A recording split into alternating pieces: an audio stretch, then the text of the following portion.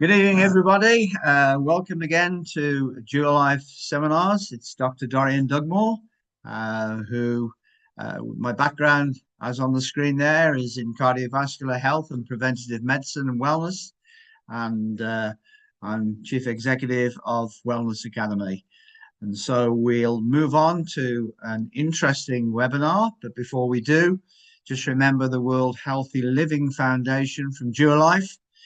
Promoting and supporting lots of interventions internationally to look after people's health in a preventative sense. And so they're behind all of our webinars and all of the work that we actually deliver. So let's get on with the presentation. And today's topic, hopefully you'll find it very interesting. It's myths and realities of health and well-being. Myths are things that people believe that are actually generally true, and of course realities are very, very true. So let's move on to our first one, and our first one is around exercise. And is it true that the more exercise I do, the more my health will benefit? That is actually a myth, believe it or not. So exercise, of course, is very, very valuable to your health. And we're talking about both cardiovascular or cardio exercise and strength training, resistance training, weight training is also very, very valuable. But in terms of the myth around that, let's refer to the book that's on the screen there called Life Fit, produced by a very famous researcher who's now unfortunately passed away, but his name is Ralph Paffenbarger and Eric Olson. And they looked at exercise programs that could benefit your health and lead to both optimum health and a longer life. And they studied 70,000 people over a period of 70 years. And so it's one of the largest studies ever focused and produced on exercise and health. And here's what they actually found with that huge population, that exercise does protect you to a point. And so the ideal amount of exercise is to actually expend 2,000 to 2,500 calories per week. And after that, it's actually the law of diminishing returns. So for each extra 500 calories that you burn or increase after 2,000 to 2,500 calories, things change. But if you do expend 2,000 to 2,500 calories, then there's a 43% decreased risk of heart disease, many cancers, and diabetes. Well, that's amazing. If you could put that into a pill, as I've said many times before, we would all take it. However, if we then start to increase the number of calories we burn to 3,000 calories, there's a reduced reduction in its protective factor around the diseases I just mentioned. And so there's a 35% protective factor if you're expending 3,000 calories. What if you're burning 3,500 calories? Then there's only a 19% protective factor. And so what that's really telling you is you can actually exercise too much and not get as much of a protective effect as you probably think. So what's the important message that supports that? Well, the important message is a very, very straightforward one. You also need to allow time for renewal and cell repair. So that means that if you're constantly exercising day in, day out, and you don't give your body time to repair and recover, then the amount of protection in terms of what you will get against those diseases of heart disease, many cancers and diabetes starts to reduce. What does that transpire to in terms of hours of exercise? Probably the optimum target is 4 to 5 hours exercise per week. And if you're pushing yourself well beyond that to 7, 8 hours, 10 hours, then the protective effect gets reduced. However, if you're a professional athlete um, or you're working competitively in team sports, then of course you have to exercise a lot. However, it's still important to build in repair, renewal, and rest. And that has a very important role to play. So let's move on to the next one. Another myth: muscle turns to fat and fat turns to muscle.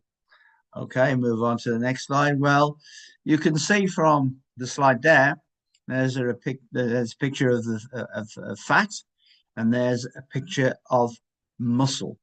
And it doesn't take too much to realize that when you look at a pound of fat and a pound of muscle, number one, muscle weighs heavier than fat. And number two, fat has no real contractile ability and no protective ability. So it's a myth that one turns into the other.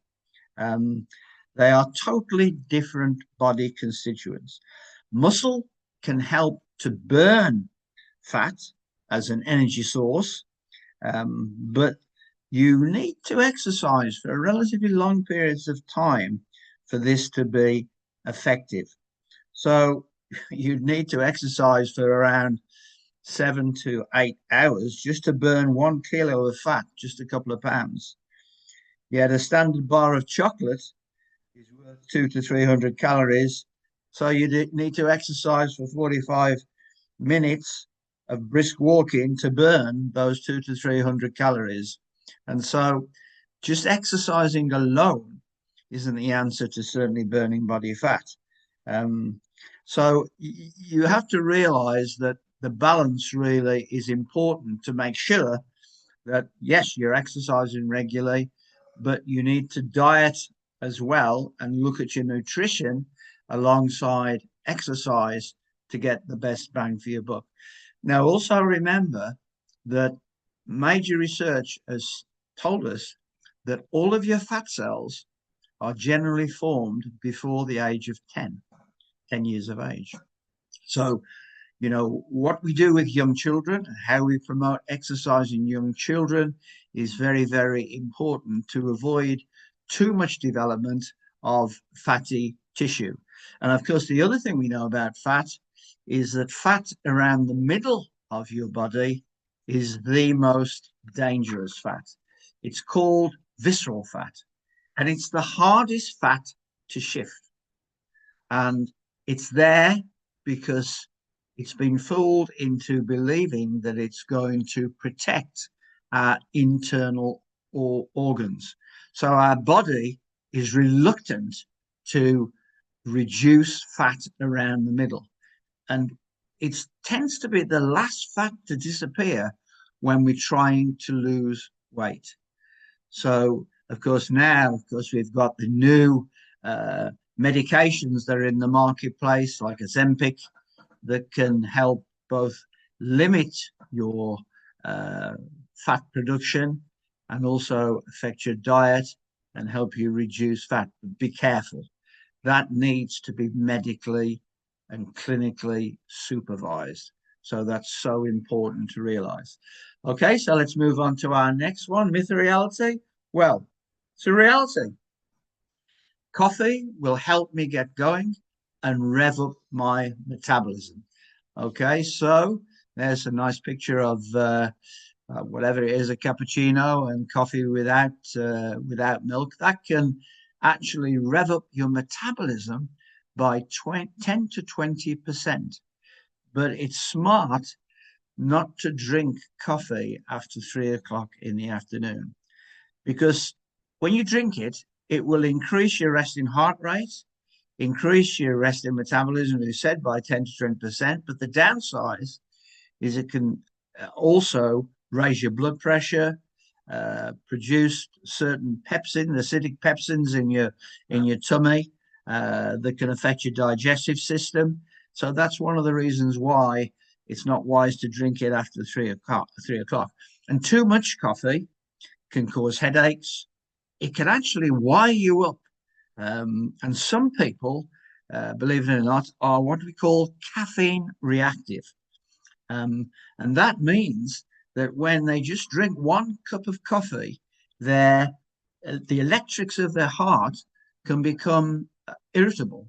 And I've worked with some of the football managers that drink just a couple of cups of coffee, and then I've taken their electrocardiograms and I've seen some irritable beats in on their electrocardiograms.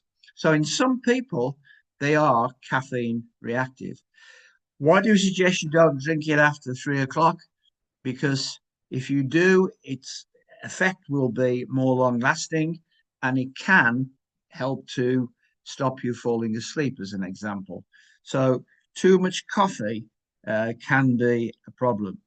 And of course, the better the coffee, the more organic the beans that make up the coffee, the more antioxidants that get released from drinking the coffee. So in some ways, it gets a bad rap, but too much of it can be a little bit harmful for your health. But overall, it gets a bad rap, and it's has far more to offer than people realize.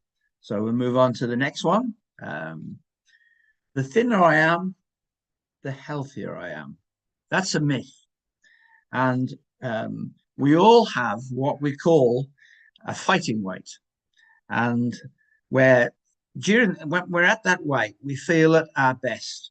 And this will relate, of course, to our body type. And you can see on the screen there, you've got the 3 body types that I've shared with you before. An ectomorph, which is very much a slim, very, very slim person. Then you've got a mesomorph in the middle there, male or female, and that's a very, very muscular person. And then as you look at the screen on the right-hand side, you've got an endomorph, and that's a very chunky person. But normally speaking, we're a combination of 2 of those. So very often we're either what we call ectomesomorph, the combination of the thin and muscular person, or a mesoendomorph, and that's a combination of a muscular and a chunky person. And so those are the 2, those are the 3 different body types. But remember that we've all got a fighting weight. You've got a comfortable weight where you feel at your best. What's the message there for somebody who's a mesoendomorph, somebody who's a muscular and chunky type of person? I think it's good news. Some people think it's bad news, but the news really is that you've got to exercise for the rest of your life to make sure that your caloric burn is high enough to help you stop putting on too much weight. And remember, you've got to exercise a lot to affect body composition, but regularly maintaining a good caloric burn will certainly help you if you have a tendency to be both muscular and chunky in your build. And don't let's fool ourselves, because somebody is a mesoendomorph or the chunkier type of individual, don't think they're not good athletes and have good performance. I remember on one occasion when I was a lecturer in sports medicine at university, I used to run with a guy who was twice my size and very, very chunky. He's a mesoendomorph. And you know what? He was a very, very good endurance athlete. So sometimes what you see on the outside isn't always mirrored in performance. So very, very interesting. Okay, next slide. Another myth. It's dangerous for asthmatics to exercise. Actually, it's not. So exercise can benefit asthmatics, but because of the constriction in the airways related to asthma, then if you are asthmatic, firstly, you need to talk with your doctor, and you can experience a thing such as exercise induced asthma or bronchoconstriction. And that is when your airways become irritable and start to reduce in their size and make breathing quite difficult. Um, and also, if you have an asthma attack, sometimes your airways can become irritable and inflamed. And so you have to make sure that if you are asthmatic, before you start exercising, you take your they're called bronchodilators, uh, medications that you can just puff into your mouth, into your lungs, and they will help to expand your airways and make sure that exercise is produced in a safe way. And lots of things can affect people that are asthmatics. And some people can have uh, an effect if there's a high pollen count, for example. The other thing to realize is that sudden intensity of exercise can cause a thing called exercise induced bronchospasm. That's when your airways tighten. So if you've always exercised in a very light to moderate way, and then you start to suddenly push the intensity, then you can actually irritate some of your airways and make them tighten up because they're not used to exercising at that intensity. It happened the other day. Somebody came to one of my clinics and said, I can't understand it. I've just watched this video and it suggested that I do more HIIT training. And so suddenly I started exercising at a very, very high intensity. And I felt that my lungs were going to explode and that my airways were tightening up. That's a classic example of exercise induced bronchospasm. And so suddenly changing from light or moderate exercise to high intensity exercise without building up to it can produce something like exercise induced bronchospasm. And of course, if you're already asthmatic, then that can add insult to injury. So suddenly jumping into hard, intensive exercise can be a little bit challenging. Okay, so let's move on to another reality. Um, this one, it says, becoming dizzy when lifting heavy weights and holding my breath when doing this is dangerous. That's a reality. Um, and it's called the Valsalva phenomena. And what happens there, and we can see it on the next illustration there, is that if you fill your lungs, they're like airbags, and your heart sits in between your lungs. So if you are lifting heavy weights, just like the illustration on the screen there, you hold your breath, but you filled your lungs. As you contract and push, what's going to happen? You are literally and very crudely getting your own airbags and squeezing down on your heart. And what is the result of that? Well, you can feel dizzy. You can even faint. You can even, if you push very, very hard with very, very heavy weights, particularly if they get stuck for a period of time, it's called isometric contraction, as opposed to isotonic contraction, which is movement, or dynamic contraction. You can affect the blood supply to your higher centers, to your brain, and your normal body's protective mechanism will help you faint. So, what is the rule? Well, the rule is when you're lifting weights, you inhale and exhale in a rhythmical way. And when I'm coaching people to use weights safely, as the big heave or the contraction phase, as the guy on the screen is lifting the weights, I then suggest to people that's when they breathe out. So as this gentleman is lifting his weights up, I'll say breathe out. And as you can bring the weights down with less contractile power, then, or a slower contractile power, then you can take a breath in. But at no stage should you be holding your breath when you're lifting, particularly heavy weights. However, there's a natural tendency to do that. So try to avoid that Valsalva phenomena and breathe in and out in a rhythmical way when you're lifting weights. Okay? So the next myth, applying heat to a pulled or strained muscle will help. Well, there are so many people that do that. And it's exactly the wrong thing to do. And you can see on the screen there what is the right thing to do. And that is for the first, if you've got a muscle strain or a muscle tear, then for the first 24 to 48 hours, apply cold to divert blood away from the injured area.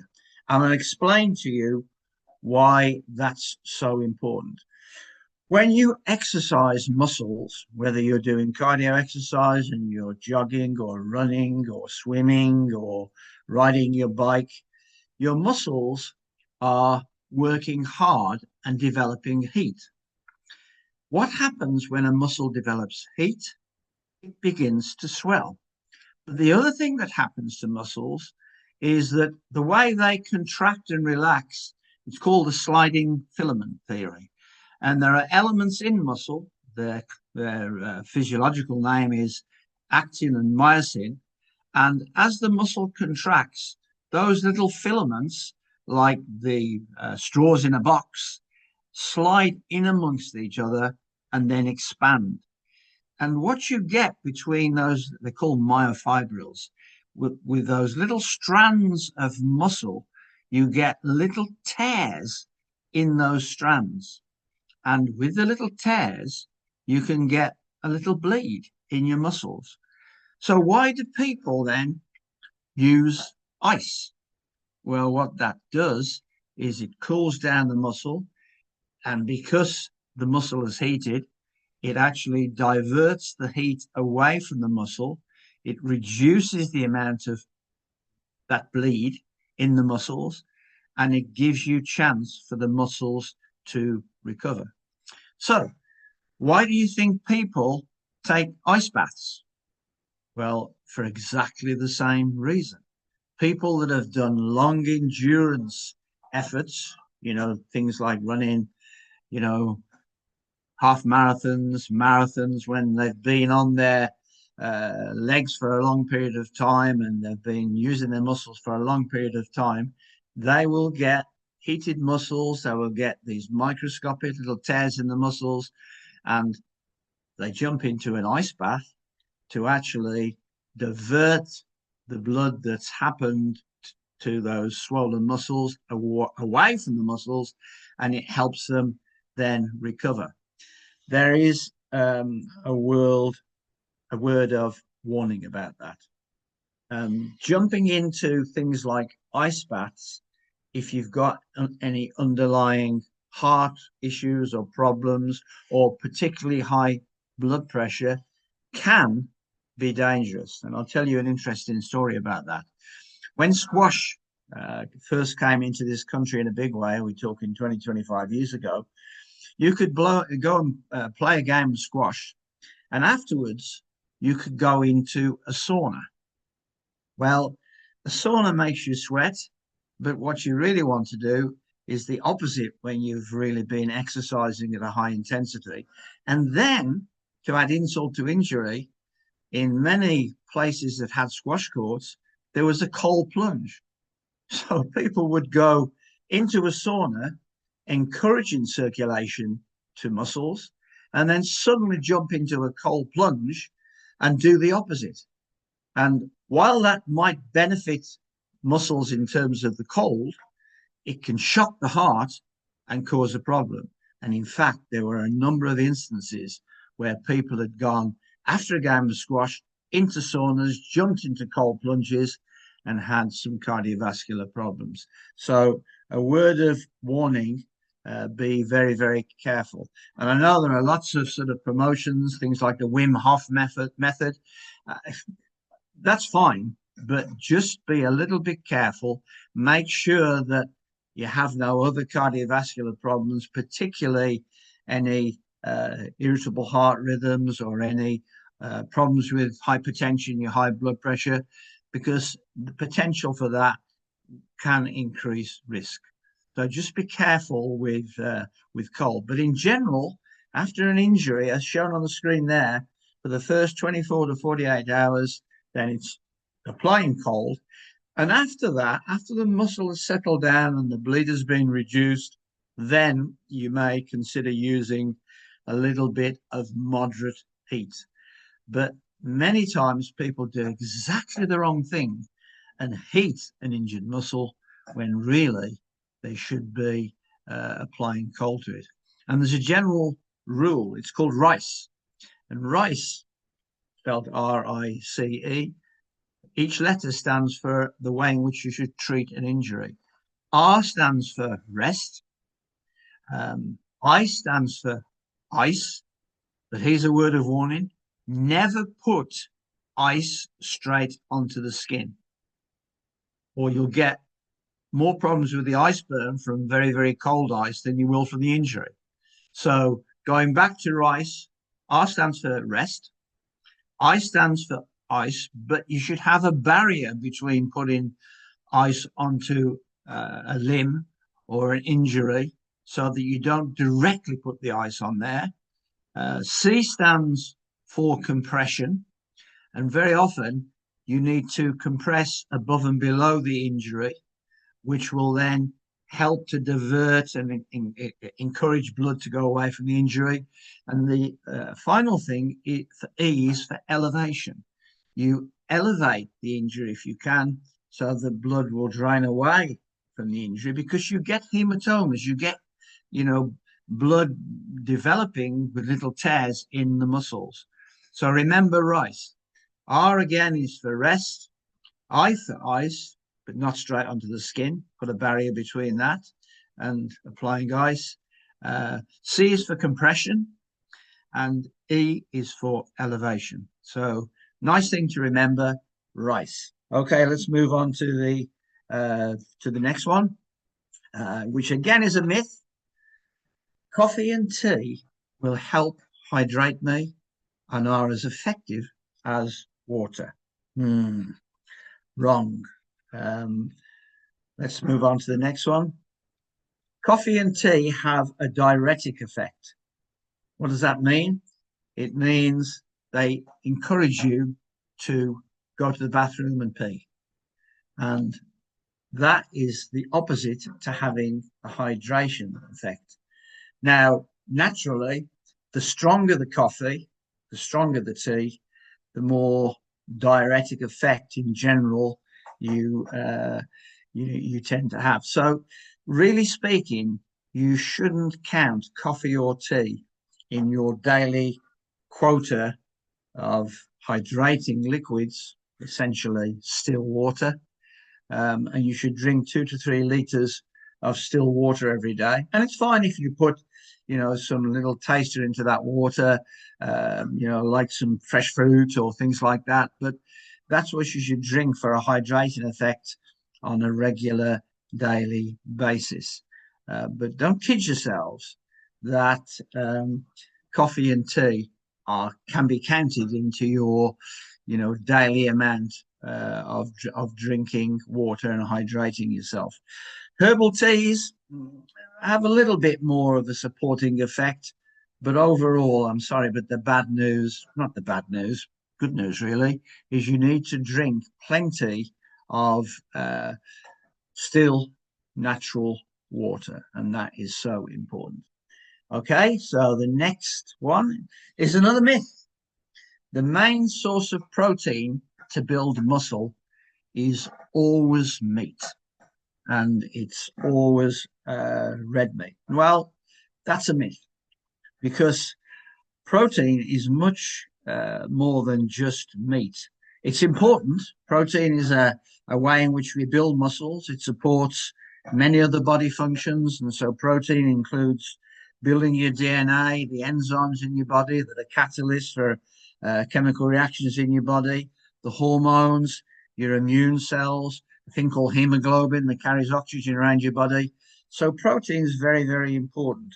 The other thing about protein is it provides a slower, more sustained release of energy and helps to fuel you for longer periods of time. It also helps to stabilize your hormones that influence appetite. And so proteins have a very, very important role in your body. And of course, they are key building blocks, but they're not just meat. And many of them are shown on the screen there. Proteins also support your body's natural repair process. So plant-based proteins are good, as well as having proteins that just come from meat. So some of the plant-based proteins, almonds, walnuts, chia, pumpkin, sunflower seeds, eggs and cheese are obviously good forms of protein. In fact, the yolk of an egg is probably one of the most natural forms of protein that you can get. And then legumes and lentils. A lot of the things you can see on the screen there are valuable forms of protein. And too much meat, particularly red meat, can actually encourage the appearance of little fatty elements of dangerous fats inside your muscles. It's been shown to be a case now. So too much heavy meat can encourage that. Making sure that the proteins that you take are very often plant-based as well as fish-based proteins are very, very important. And also the ones you can see on the screen there, the plant-based ones, they're full of fiber, and fiber is very, very important to your body. And there are two types of fiber. There is a fiber that is called insoluble fiber, and when you put liquid to it, it swells. So if you look at some of the things on the screen, but if you look at things like All Bran as an example, you put liquid to that and it increases in its size. And that will help literally clean your intestine. And then you get soluble fiber that is more like a gelatin capsule that encapsulates cholesterol in your body and helps you get it out of your body. It's very, very important. Of course, we have a product, and here's a really good one, produced by Duralife, which is liquid fiber that is a really healthy drink. How many grams of fiber should you have per day? As an adult, you should have between 25 and 30 grams of fiber per day. What is the normal amount an adult male has in this country? 12 to 13 grams. So we need to have more fiber because it helps to control and regulate your cholesterol. It obviously helps to build your cells. And so fiber has a key role to protect you. And also it helps build your immune cells. And so it's not just meat that has the benefits there. Okay, so let's move on to the next one.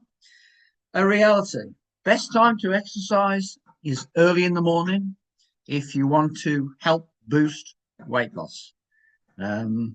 Actually, that's very true because when you exercise early in the morning, you get a metabolic boost in your energy production and your energy burn, and that can last for up to 8 hours.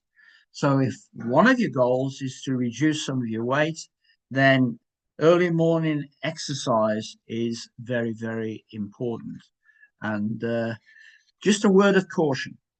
Do not get out of bed, put your feet on the floor, and rush into exercise.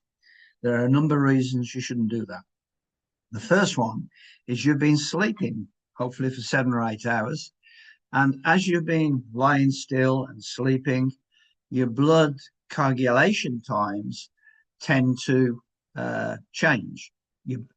Very simply, your blood becomes a little bit thicker. So jumping out of bed before your body and your circulation has had time to warm up is not a good thing to do.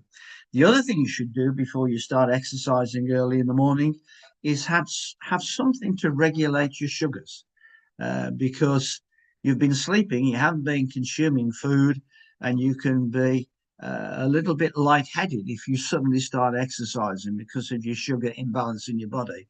So have something like a slice of toast with some honey, or even a glass of orange juice, just to help regulate your sugars before you start exercising. But it's actually a reality that early morning exercise will boost your metabolism, and that boost lasts for 8 hours. So you have an increased energy burn for 8 hours. So if your goal is controlling your weight, reducing a little bit of weight, then early morning exercise is well worth doing. Okay, let's move on to our next one. Another myth. After exercise, there is no real need to warm down or to cool down. Wrong. That is a myth. Suddenly stopping exercise abruptly can shock your heart. And especially if your exercise has been very, very intensive. So you should warm down and let the oxygen depleted blood cells get back to your heart and your lungs to pick up fresh oxygen. And that's very, very important. So you need to wind down after exercise, because suddenly stopping exercise can actually shock your heart. So you need to give your lungs and your circulation chance to pick up fresh oxygen. And remember, we've mentioned this before, 33%, 33 1/3% of your total blood volume is in your legs. So if you suddenly stop exercising, you are denying that 33 1/3% of blood to return to your right heart, go to your lungs, get rid of your carbon dioxide, your waste gas, and pick up fresh oxygen and recirculate it around the body. And that's why warming down and taking the intensity and the pace off your exercise and then doing some stretching is very, very important. So you're winding down after exercise. And I think I've mentioned before on one occasion, there's a major study looking again at the game of squash. And they looked at the famous researchers, David Ballantyne and Robin Northcote, two cardiologists. And they looked at 70 sudden deaths that happened after squash, immediately after squash. And where did they all collapse? In the locker room. 14 of them with a lighted cigarette sitting on a bench. What have they done? They've just knocked out over 33 1/3% of blood returning to the heart and lungs to pick up fresh oxygen.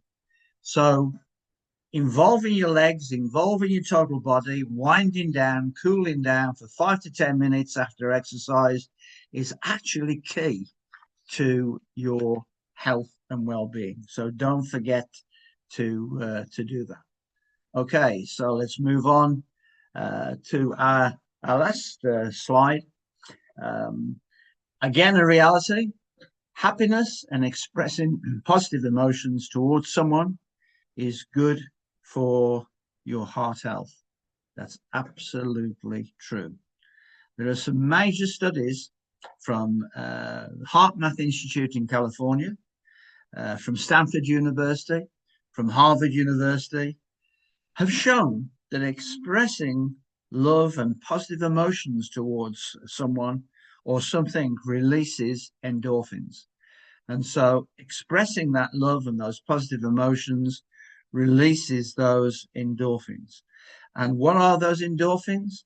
Things like oxytocin, the love chemical, serotonin, the brain connector, dopamine, the one that puts you on a very relaxed high. It helps then to normalize your electrocardiogram, stabilizes your heart rhythms, lowers your blood pressure, and relaxes tension in your body and particularly in your heart. So, smiling and expressing kindness to someone every day is a very, very good thing for you to do. And it's actually very, very healthy. And somebody once said to me, smiling uses hundreds more muscles than frowning, and smile is just like going on an instant vacation. And so that's a lovely slide to finish with. One little note to finish off with: our next webinar will look at a thing called the Blue Zone, looking at well-being lessons from the world's longest living population. So hopefully that will be great fun, and we'll really learn some major habits that affect our health, our happiness, and living a longer life. So thanks to the World Healthy Living Foundation for supporting these webinars. And it's been a real pleasure talking to you. Have a great evening. See you soon.